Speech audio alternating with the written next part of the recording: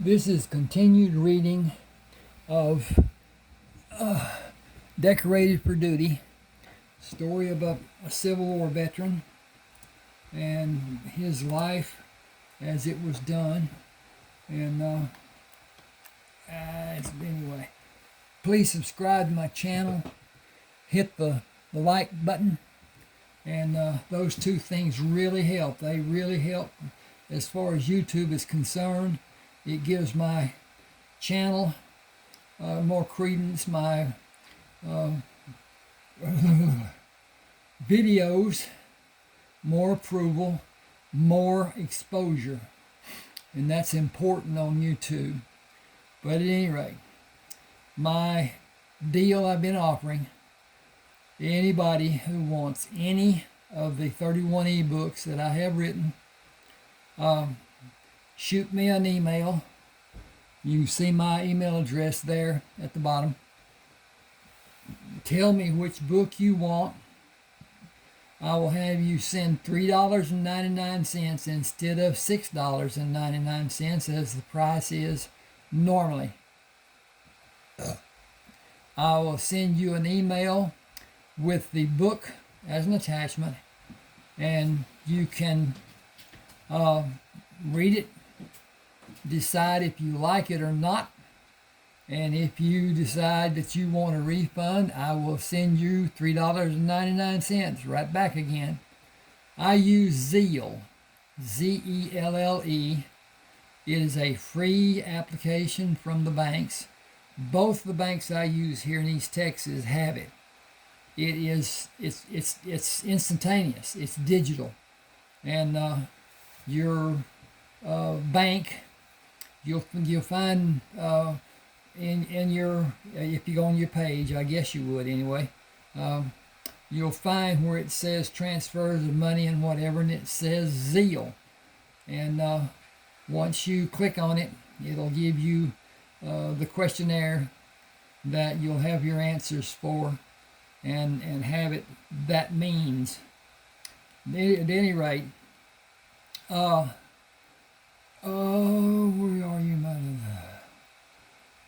Okay, already went past this. Okay, I got to get back in tune here with where I was. There we go. And start this reading. He is still with Colonel Jacobson after he's wounded. I hope you would get the other portions and read them, and then you'll be able to keep in line with what this is doing and the progression of it. And at any rate, let me know what you think. Please subscribe and like. Please subscribe and like. That is so important. Here we go. This is chapter 2. 4 weeks. I have been flat on my back for 4 solid weeks. Lieutenant, what do you have to say about a change? Are you willing to gamble your life on one throw of the dice? That could well be the termination of your existence. You are not strong enough to tolerate being turned on your left side. I allowed that to happen last week, and the experiment failed by your request to be lowered onto your back. Have you forgotten your admission? If you want to shorten our stay in this location, by all means, raise up and sit up, because it will certainly have that effect. Ask for my advice and you will have it. Tell me what you are capable of and show me. Otherwise, be content that you are a day closer to one of your goals and 2 or 3 weeks away from your greatest goal. The war is not going well for the Confederacy either. That is what this week-old newspaper stated 2 days ago, and this one again today. Possibly a few more days. Consider what will happen when you decide you are able to be up. I have no hope of standing. I want to sit up. I want to be able to sit on a pot and do my toiletries and clean myself with my own hand and feel I'm at least half human, if I cannot be whole. It is yours to do if you feel it will do no harm. The only harm it can do is to you. I have witnesses who will be forced to testify that you went against my advice. Then help me sit up. I feel I have progressed that far. If you are actually that strong, call the men you need to help. Got to go over and find this cursor. There it is. Lieutenant Brisbane, assist me. Sergeant Thomas on the opposite side. Travis beside Lieutenant Brisbane to guide my legs off the table and keep me firmly sitting on the table. On your mark, Sergeant Thomas. I will obey under protest, sir. Duly noted, Sergeant Thomas. Enter it in the daily ledger. Continue taking shallow breaths and exhale slowly and rhythmically. No deep breathing the whole time you're sitting up. Agreed? Agreed. Get me up.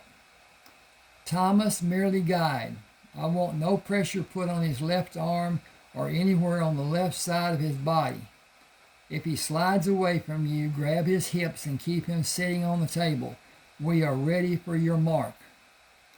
Slowly on 3. 1, 2, and 3. Easy and turn and sitting in a good and steady position. How is your heartbeat? Is it racing? It is beating as normally as I am feeling. No strain and no pain, not even a twinge. That is wonderful. Do you think I will allow more until I'm sure you're ready? Do not lean on your hands. Do not use your left hand or arm. Rest it palm up on your thigh or in a sling. Which will you have first? Sergeant Thomas, bring the sling from the wagon. I can feed myself and do other things too. How is your equilibrium? I think I set up too fast. My vision is not normal and my head is spinning somewhat. Continue shallow breathing and be calm. Your inner ear will become equalized with pressure being released through your eustachian tube. The medical term for the condition is vertigo. It should dissipate in a few seconds or you will exhibit the indications of a serious problem. No, it is becoming less pronounced and is nearing what is normal for me. I have been too close to too many cannons being discharged. Sergeant Thomas held the canteen out to Colonel Jacobson. Drinking might help. Thank you, Sergeant. You've been a great help for me during this trying time. I feel that someday, next week, we will be back in our orderly routine. Carlton closed the book he had been reading. If you can sustain your present position for more than an hour without fatigue, and if you're strong enough to walk, stand, and sit through 4 hours, you are strong enough to tolerate the wagon ride going north. Not sitting on the table with your legs dangling would be less stressful. Sleeping on a cot will be more restful. We went from stress to rest. Even moderate exercise will be helpful. Everything done in moderation or to your satisfaction. Are you ready to join the living? As much as I love sleeping on this table, why not? Yes, you are ready. Sergeant Thomas, have a stretcher brought for Colonel Jacobson to exit his lofty perch. Yes, sir. Travis, Ross, bring the stretcher. Newman and Foster, set up a cot for Colonel Jacobson on the other side of Lieutenant Brisbane's cot with walking space between them. With the stretcher angled across the table and pushed against Colonel Jacobson, Carlton said, "This will be an engineering marvel of short duration. Colonel, put your left hand on the table surface to steady yourself without pressing down hard. Merely rest it beside you without exertion of any degree. When I begin moving your feet and legs to your right, lean your left shoulder by relaxing the push you have on the table and begin bending your elbow to raise the right portion of your posterior and allow the stretcher with a towel spread out to slide under. We will put a folded blanket under you to support you as you are leveraged to your left, raising the right gluteus.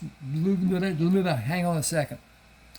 Okay, everything seems to be in good order. Let's see, where are we? The right gluteus maximus to allow the stretcher to rotate and have your posterior almost in place on the towel and stretcher. As you recline with the blanket reversed to support your back, you will be swiveled around to be fully reclined on the stretcher. You cannot use your left arm to assist you in standing or sitting. You should not exert strength using your left arm and no sudden movements of your left arm. Hand and finger movement will be helpful as your muscles have atrophied due to inactivity. Your strength will return as you become more active. It will require a slow process. You may never be as vigorous as you were. It is a matter of life. It is a fact of life. Our bodies rebel after suffering a deep wound such as yours. They become instantly self-protective, and your body will speak to you.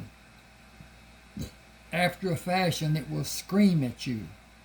If you make a sudden move with your left hand, it most certainly will scream at you, and you will not care to have it scream again today. Your lower body needs exercise in moderation and will be increased daily. The twinges you feel in your chest that radiate out from the wound are body, muscle, fluids, and connections repairing the harm done to them. At times, you will experience sharp pain. If it dissipates, no matter what the degree may be, it is merely a louder revelation. Consistent pain is your body telling you a problem is being revealed. That will require surgery, but only by a skilled and competent surgeon. They do not exist in the military, in my view and assessment. Using his right hand, Colonel Jacobson pushed his body up and stood facing Carlton. Walk with me. You should be a doctor. You're the finest fighting man I have ever witnessed and the most talented caregiver. It is all in the books, Colonel, there for everyone who has a desire to learn. The skills you possess are innately your own. The thought processes are innately your own. You are a rare breed of mixed qualities. I will seriously miss having you with me. We should save our sentiments until we actually part. I feel our paths will never cross. I gotta do a deal here. And this is where I'm going with this, and pull that off of there, and boy, that toe was hurting. At any rate,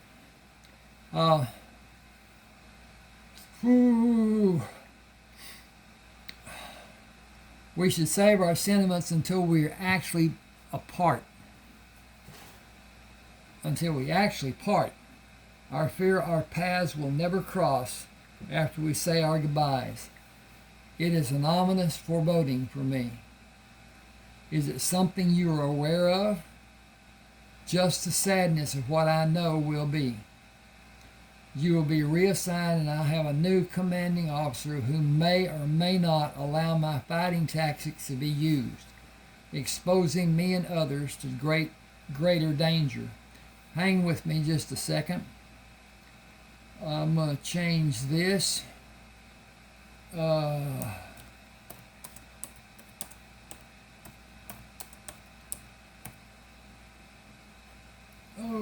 not.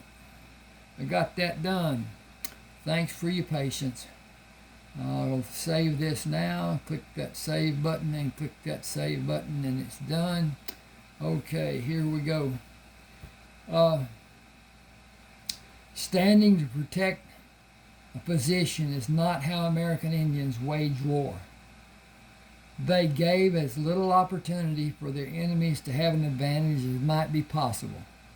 Their objective was to destroy the enemy and preserve their own lives, as our objective should be.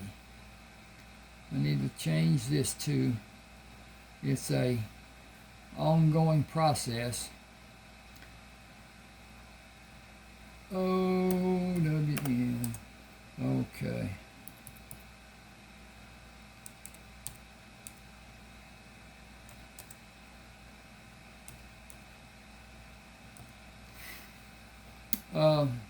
War is not a chess game.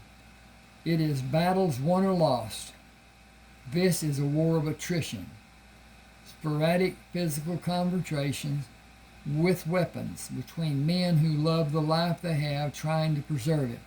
It is a war that cannot have a declared winner. The mindsets of both forces will not be altered. Industrialization in the South will not be accepted quickly.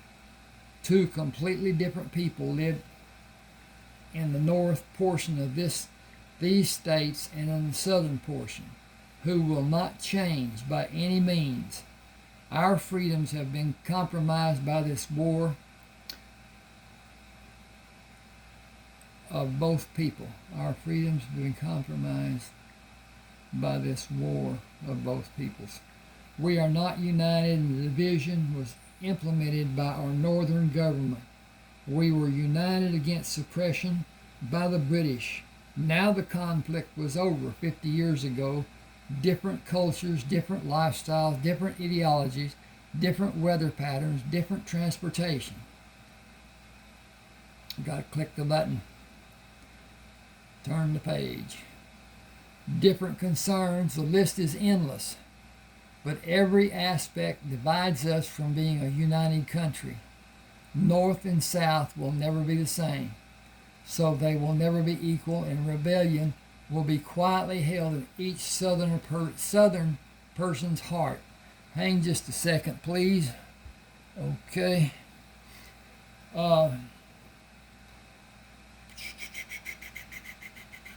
This nation will eventually split as states not united.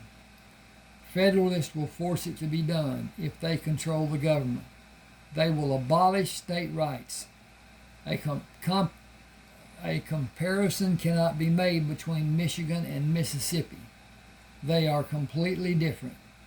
How can you be governed equally by single government control? Okay, I am a career soldier. I follow orders and I give orders. The military way was my concentration, and 3 years ago this war started. I was immediately promoted and assigned and remained under his command until General Grant took command. And I remained under his command until he moved south. His orders have consistently been to attack and never retreat. He had reinforcement in place before he sent us against the Confederate force. A soldier used your tactics and others followed him. I asked where he learned, and he told me about you showing soldiers how you fought. I should put that's Colonel Jacobson talking. I'll do that.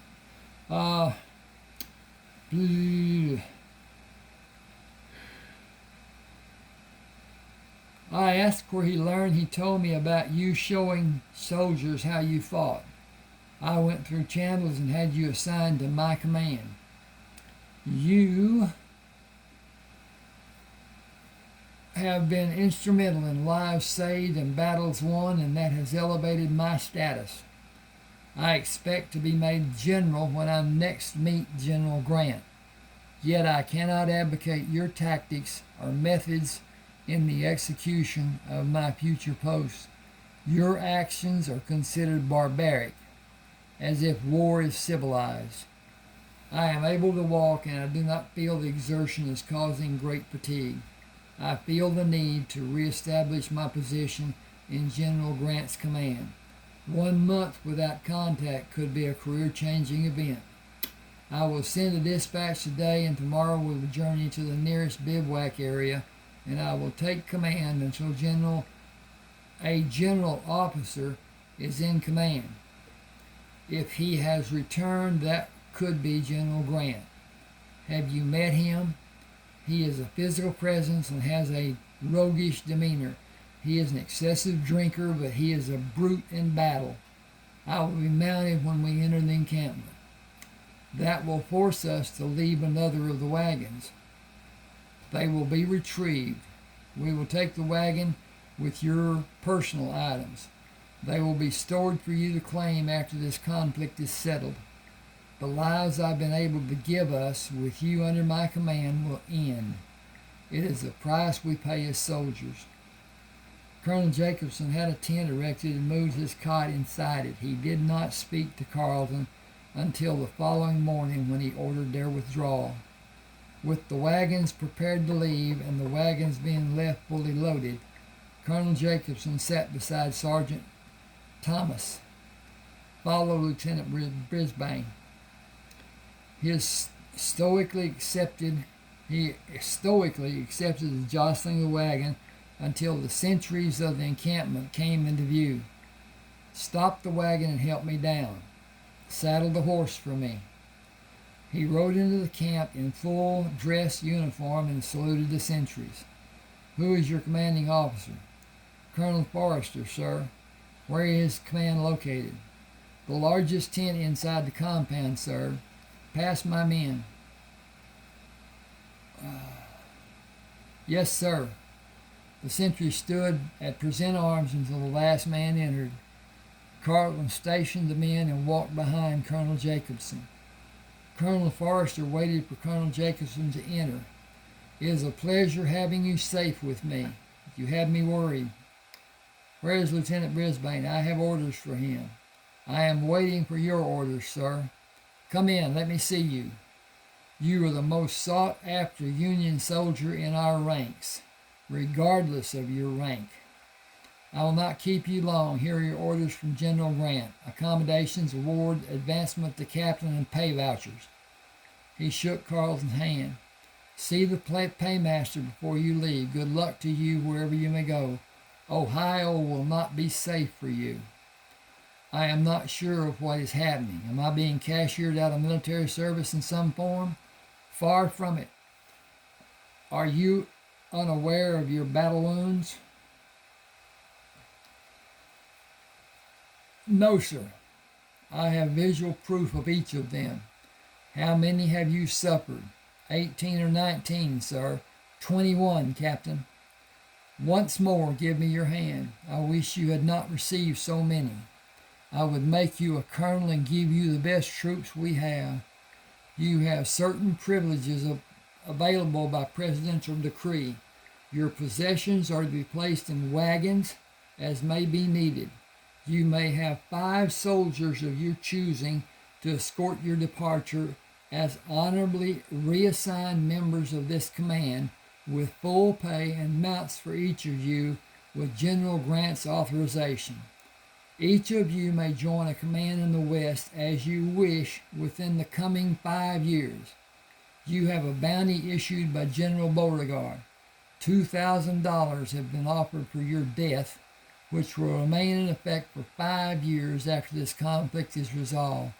A famous man once said the West was a haven for industrious men. I advise you to heed his words. That would be my action if I was in your place. Go armed and be ready, but go as fast as you can. Civilian clothing is in order for you and the men you take with you. Write an entreatment for each of them and bring it to me, but hurry. I will, sir. Thank you, sir.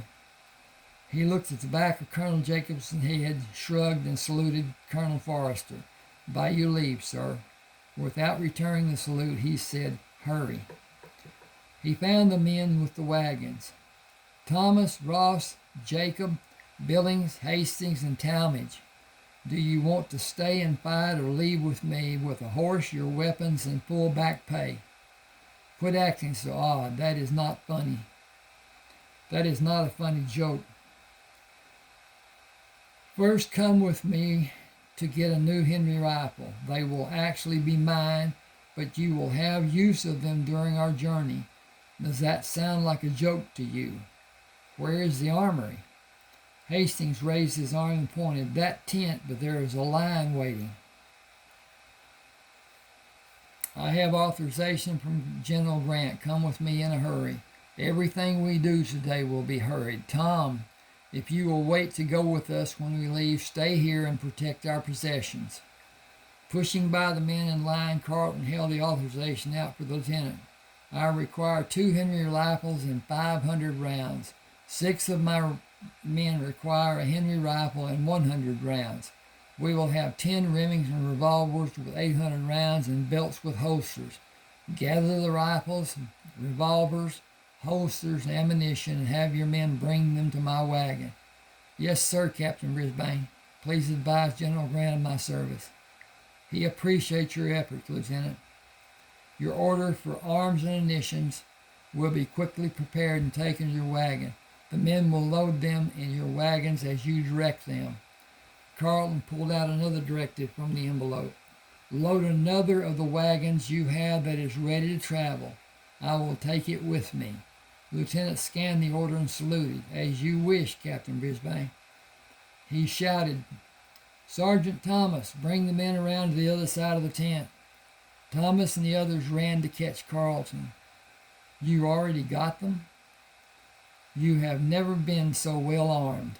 General Grant needs your names to give you assignment papers. Just write it on a list.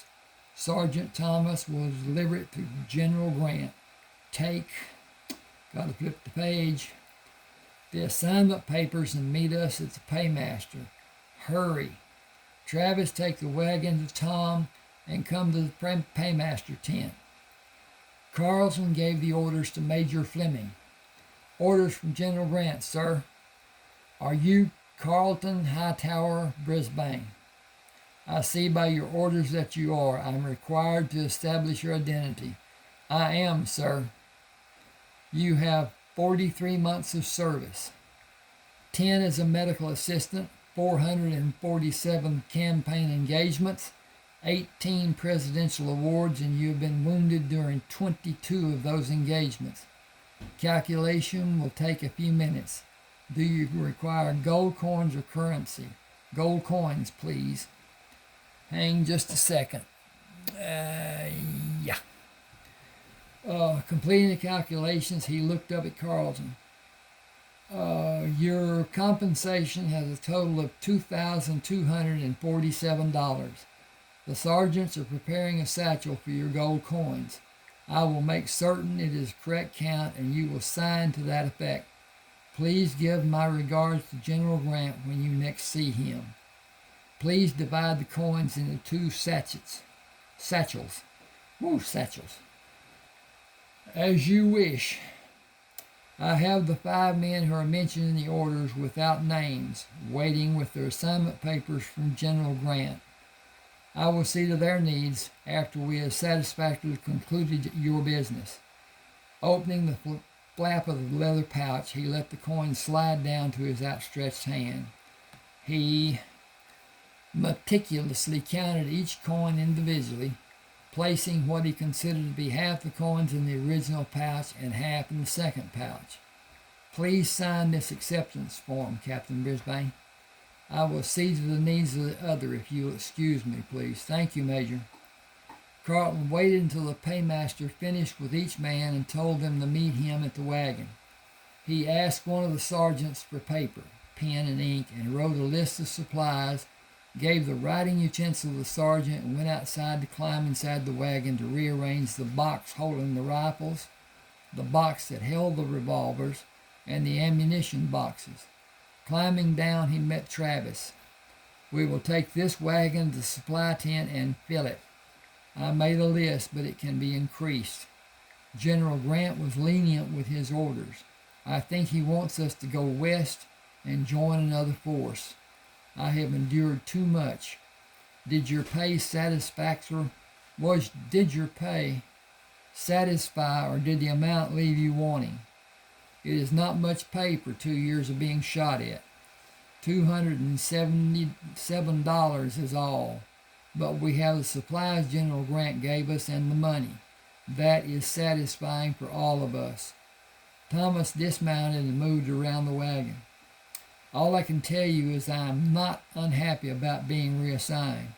The men with Colonel Forrester told me to stay low and get out of this part of the country in a hurry. Does that mean we can get out of these uniforms and buy new clothes? Carlton turned to see if anyone was near them. We can't be seen after we leave this area, and we can't go south. We can't go into Missouri. We need to rid ourselves of identifying marks of the Union Army. Take this order to get 7 mounts with new bridles and saddles. Check the horses for problems. If you have a concern about one of them, reject it. Some of the horses will not have a brand.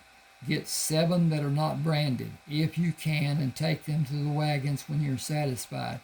This order is from General Grant. Stand your ground, because he might as well be standing behind you while you get the horses. I'm going to stop here. Please subscribe to my channel and hit the like button. Comment, share. Sharing helps if you send it to people who have a caring about reading. Also about the having a copy of the books. Any one of the books that you want. Let me know by email and we'll get her done. Thanks for being with me. Hope you enjoyed.